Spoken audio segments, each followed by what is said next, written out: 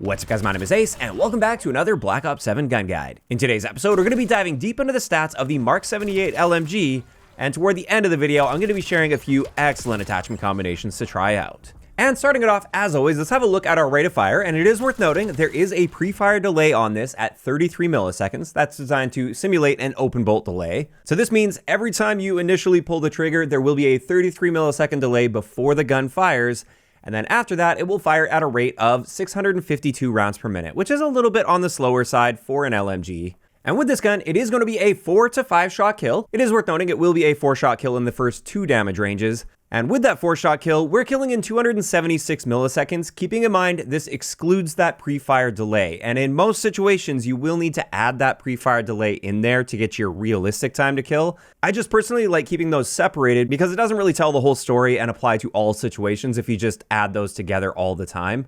So there are just 2 values you need to know that go hand in hand with each other.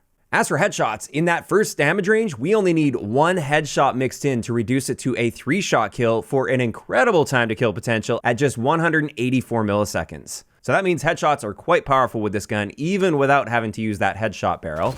After that, let's have a look at our damage ranges, and as we can see here, our ranges are pretty insane on this gun. Our maximum damage range, where that headshot really counts, is 41 meters, which is already very, very good. That's going to take care of the majority of gunfights you'll tend to find in multiplayer. However, our 4-shot kill potential to the body with that second damage range, this extends out to 61 meters. And then beyond that, it'll be a 5-shot kill. So range is an area where this gun really heavily excels. Also, when it comes to bullet velocity, we have the best-in-class bullet velocity at 800 meters per second, giving us a hit scan range at 40 meters. So this gun is really good in both of these areas.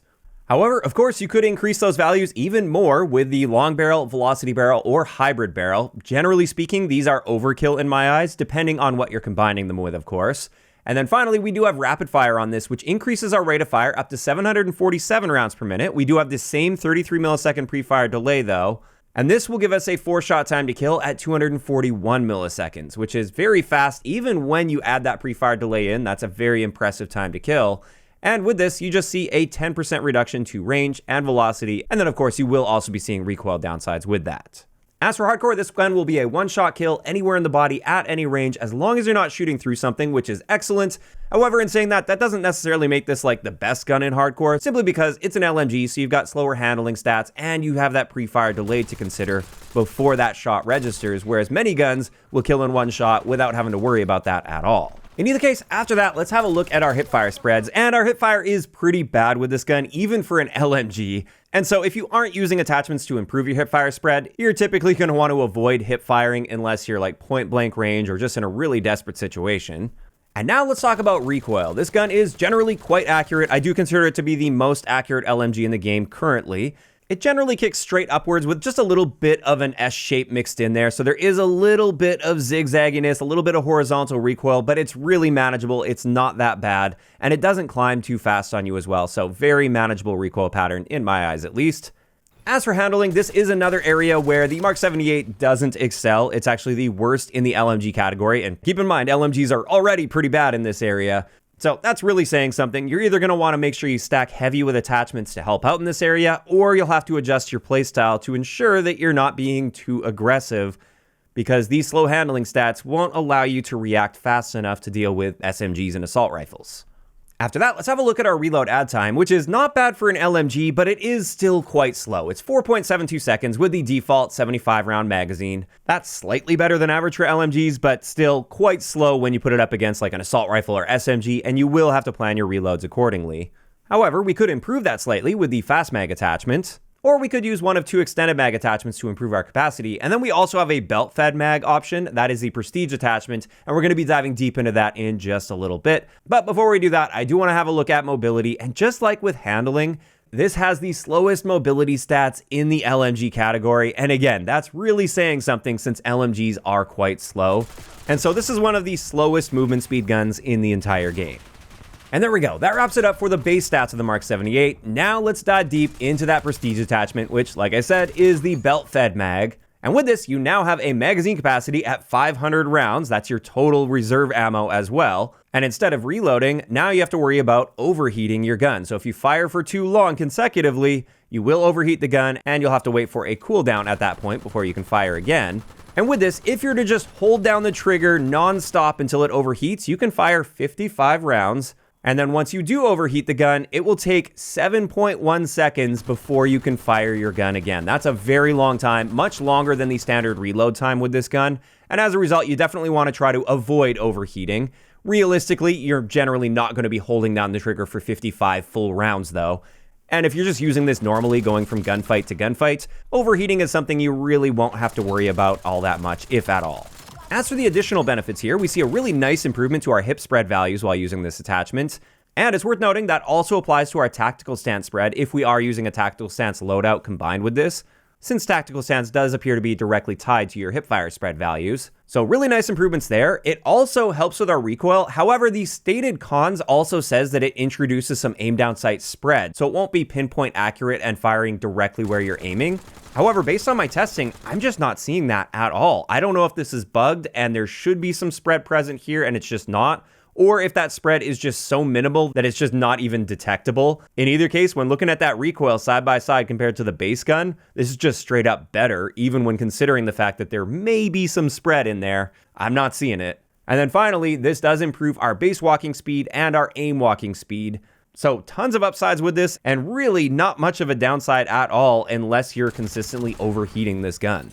Which again, if you're using it normally, that shouldn't be much of an issue for you. As a result, I would highly recommend using this attachment if you've got it unlocked, and now we can dive into some excellent attachment combinations. Keeping in mind, I'm trying not to rely too heavily on that prestige attachment since I know many people wouldn't have prestiged the gun by now. However, feel free to take these builds and swap an attachment out for that because, as I said, it's an excellent choice for this gun. So the first build I wanted to share for you guys is my aggressive stealth build. This is something where if you really want to use this gun, but you're on more of a close quarters map or you just want to play aggressively with it, this is a solid option. So with this, we're using the elo sight. You don't really have to. The iron sights aren't bad on this gun. I just like using the elo sight on it.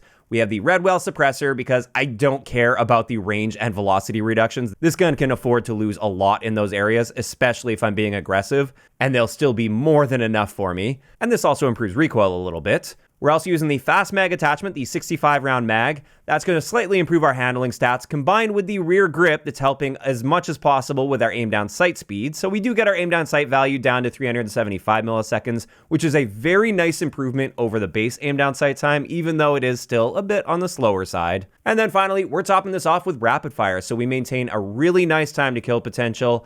Again, I'm not worried at all about the range and velocity reductions from this, and the only real notable downside is the fact that it increases our recoil, but this setup's really designed to be used in more close to mid-range gunfights, and in those fights, this recoil is more than manageable enough. So I do like that option if I'm trying to be a bit more on the aggressive side. However, if I want to maximize versatility with this, here is my gunfighter build. With this one, I once again have the elo sight and the Recoil suppressor. This time, I'm using the hybrid barrel just to make up for the reductions we're seeing to range and velocity with that suppressor. And this just allows us to maintain that amazing range and velocity profile. For our underbarrel, we have the bow and sentry to help with horizontal recoil. We once again have that Trailblazer rear grip to help with our aim down sight time as much as possible there. We have the control stock on this to squeeze out a little more accuracy. For our laser, we're using the Strelick laser. This is the one that allows us to become more and more accurate as we're in the process of aiming down sight. And therefore, even though the aim down sight time is still fairly slow on this at 390 milliseconds, you can start firing before being fully aimed down sight, and you'll be quite accurate. And that allows you to be surprisingly aggressive with this setup as well. And then finally, we're just topping it off with buffer springs to squeeze out even more recoil control. And as you can see here, this is a very accurate version of the gun. We've essentially eliminated any of that horizontal recoil, at least for enough rounds fired that you would have gotten your kill or multiple kills before getting to that point. And this is just a really nice, versatile, all-around way to use the Mark 78. I'd highly recommend giving it a shot. You can use this on a wide variety of maps in a wide variety of situations and find a lot of success. And with that, this just leaves us with one last attachment setup, and this is my tac stance setup using that Prestige attachment, that belt-fed mag. This one's actually quite good. Now with this, we're also using the muzzle that helps with hipfire and tac stance spread, combined with the stock that helps with our tactical stance spread. Obviously, we have the tactical laser itself, so we can use tac stance, and then we're once again using rapid fire on this. since with a setup like this, you want to get the best time to kill possible. And with this, you get an incredibly tight tactical stance spread. It's amazing having that belt-fed mod as well, so you can just spray and pray with this, and as long as you're taking some breaks in between those sprays, you never have to worry about that cooldown. It also improves our mobility stats quite nicely, especially when we're in a tac stance aim down sight compared to a full aim down sight. And with all of that combined, that just makes for a really nice tac stance spread. I actually enjoy this one quite a bit, and you can dominate with this setup as long as you're treating it right. And there we have it. That's finally going to wrap it up for today's gun guide on the Mark 78. And when it comes to my thoughts on this gun, it's incredible. I would actually consider this to be an upper tier gun. You obviously just have to compensate for the fact that it's an LMG, so some things are going to be happening a little bit slower. But as long as you compensate for that, which is pretty easy to do with your playstyle, you can dominate maps with this gun, because it's just so accurate and so consistent with its time to kill potential out to a very extreme range for 6v6 multiplayer. And therefore, don't sleep on this gun. If you guys haven't used it much lately, give it a shot. I think you're really gonna like it as long as you adapt to the fact that it's an LMG. Now, of course, those are just my thoughts on this gun, and I'd love to hear what you guys think about the Mark 78 in those comments down below. And if you guys have missed any of the previous episodes, I will leave a link to the playlist in the description of the video. If you enjoyed this one, a like rating is always appreciated. And don't forget to subscribe for more if you haven't already. I'll talk to you guys next time.